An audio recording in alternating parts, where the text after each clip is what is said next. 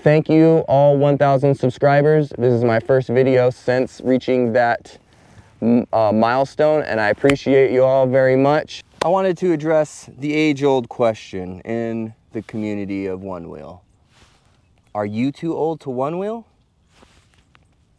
I don't know. Are you too old? I feel like that's a conversation that you may need to have with yourself, you know? Like, you have to make that decision up. Like, are you too old to ride a bike? Are you too old to drive a car? After asking yourself that question and taking the steps to get to the answer, that leads me into my next point of interest, which would be PPE. I figured that I would go over all of my PPE with you because that's definitely one of my most commented on issues is, why wasn't I wearing hand protection? Why didn't I have hip protection for my 31-mile-an-hour fall? So to address some of those issues, I'm just gonna gear up. For me, my first group ride was with Dotto Surfs. Shout out to Dotto. He looked at me like I was crazy. I just got the GT. I had 300 miles on the Pint X. I had like 30 miles on the GT. And I show up for a group ride, 28-mile group ride. And he looks at me like I'm insane because I had no idea what I was getting myself into. Moral of the story, I did great for the ride, but I went off a really big drop. It was a bit out of my skill level at the time. And I gashed my shin really bad. I don't know if you can see, but right here it's a pretty big gash. Anyways, so I wear shin guards now. I've skateboarded for 24 years and I never worn a helmet and shin guards or any of that. Adidas shin guards has a little ankle protector in the thing. Shin guard here, boom, put it on. Shin guard on. Me, I have the, I wear Vans, so I do have the FP insoles. The shoes are a little spendy, FP shoes, but I had FP insoles before they ever had shoes, so whatever. FP insoles do just fine for the impact, my old bones. So, second shin guard, boom. My first helmet is it's a Thousands helmet. It is the more expensive one. It's got a MIPS, which is like another level of protection as far as like certified rating and all that. So I have this one for leisurely rides, and then I have my full face Outdoor Master, this one with my face mount bolted on there. So that's how you guys been getting the point of view perspectives on my rides. I came from skateboarding, so I'm biased towards 187 pads. Not that I had these before I started riding Onewheel, but I got these and they're a little bit bulky, but they slide well, which one of the people that I rode with told me that his gripe with some of the pads that are made actually for one-wheelers is that they're foam and they're squishy, but the second they catch the ground, they bite the ground. You know, they catch the ground. They don't slide the ground. So he said that he's looking into an option that has a little bit of a hard outer casing. That way he slides when his knee hit the ground, not catch, you know, to not impact, to not have that impact so hard. So I got the 187 knees. I got the Adidas shin protectors. I also have the 187 elbow pads. I'm looking to upgrade to pads that I don't necessarily have to like slide on over everything, knees and elbows, but for now, these got me through 31-mile-an-hour fall, so I'm gonna take what I got. Got the 187 elbows, boom, on.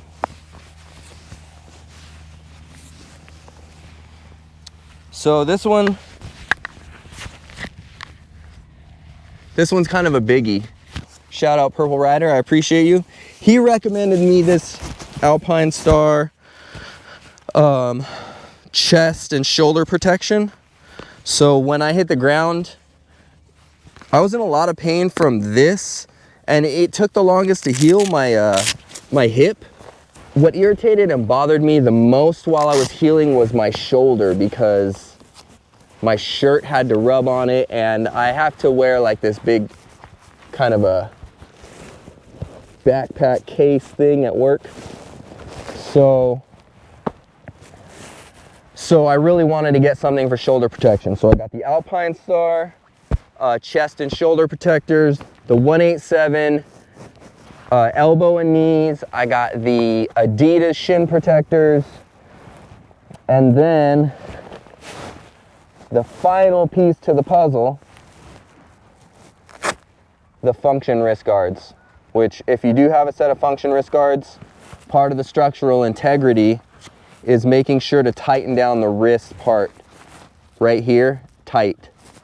I did have 187 handguards and other handguards from another company, and my gripe with those, both sets, was that the way they fit my hand, I couldn't hold my selfie stick because it would like bend my hand in this position like that, and it made it impossible to hold the selfie stick. So that is the main reason that I wasn't wearing wrist protection or hand protection during my 31-mile-an-hour fall. Regardless, these are comfortable. They've already done their job. I've already worn them and slammed a bunch of times, and my wrists are ready to go. I feel like if you are knowledgeable and you take the right steps, you do the right PPE, you practice, you do your research, and you ride within your limits and recognize the boundaries of the board, no, you're not too old to ride. All right, ladies and gentlemen, you're all strapped to my face now, and we're getting out of here.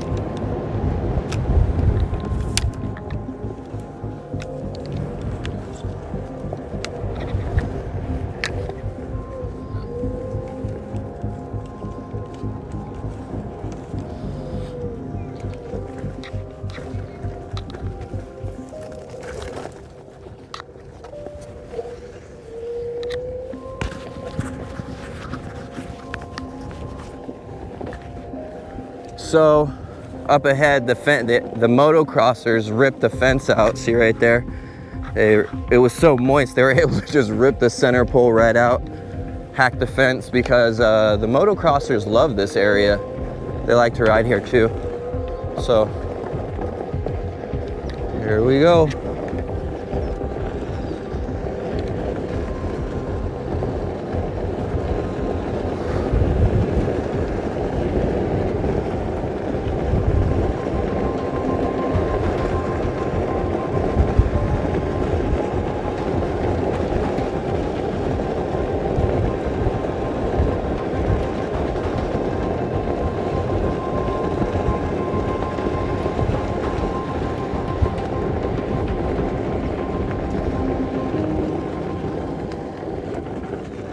Big old crevasse inside of the path.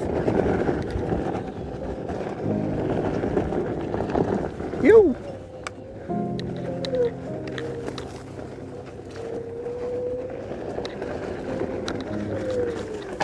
Yes. That was sketchy. All right, here we go.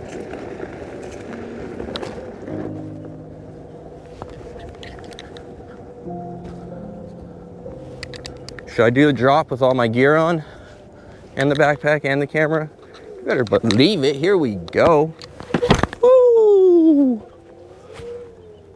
There's people with Parkinson's and people with debilitating diseases like rheumatoid arthritis, and people with different ailments that I've seen, ranging from youth to seniors, that use the Onewheel for mobility, because without it, they would have no other way to experience the world. With that being said, this is Josh from Magic Skateboard Media reminding you to take action, stay motivated, get out there, do what drives you. We'll see you on the next one. Are you too old to Onewheel? I don't know, are you?